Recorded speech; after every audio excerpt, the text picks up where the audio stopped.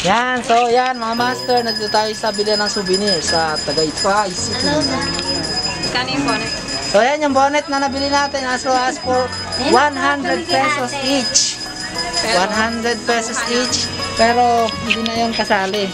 Dahil nakulitin kami si ate, may expensive. Yan, ito yung store nila, ito. Yan, mga souvenir items. Tapos yan sila ating mababait na 160 plus, ayun, 130. bantay sa store. 100 yung bonnet. Yan. Ay, yung bonnet.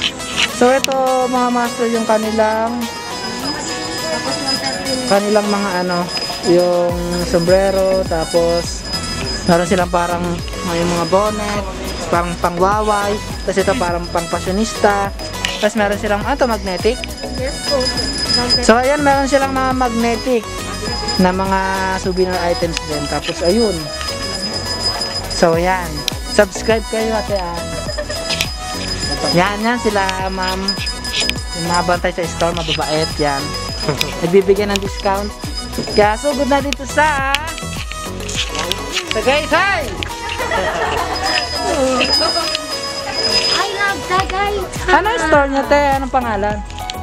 Marco Frederick po. Yan, Marco Frederick yung store nila. Kapag pumunta kayo dito sa Picnic Grove, dito sa may bandang, ano ba to? Taas? Basta parking sa Sa may bandang parking ng motor. Sa may view papuntang Taal Lake, yun, nandito sila. Ayan, ipipicture niya kay Yan. Vlogger to eh, vlogger. So, yan. Ayan yung kanilang mga item. Ang gaganda, diba? Ayan o, mga stripe o. Ayan. Ayan o, bumili siya ng ano. Ang tawag dyan, ma'am? Parang bonnet din, pero may parang ano, ayan o, parang visor. Tapos sa akin, ganda o. Diba? Lakas makabag yun o. O, kanya, sombrero. Sa aking wifey, bonnet din. Di magkasya?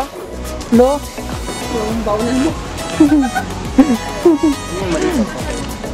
Ay, ayan, may mga magding sila, oh.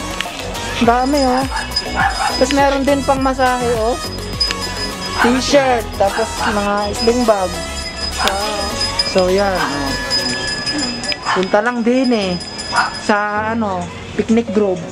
Ito yung store nila, tinatik may pangalan. So, yan yung store nila. So, dito sa parking area, pagpasok nyo dito sa bandang taas, no? So, yan. Meron din sila mga honey. Yan. So, yan. Maraming salamat po!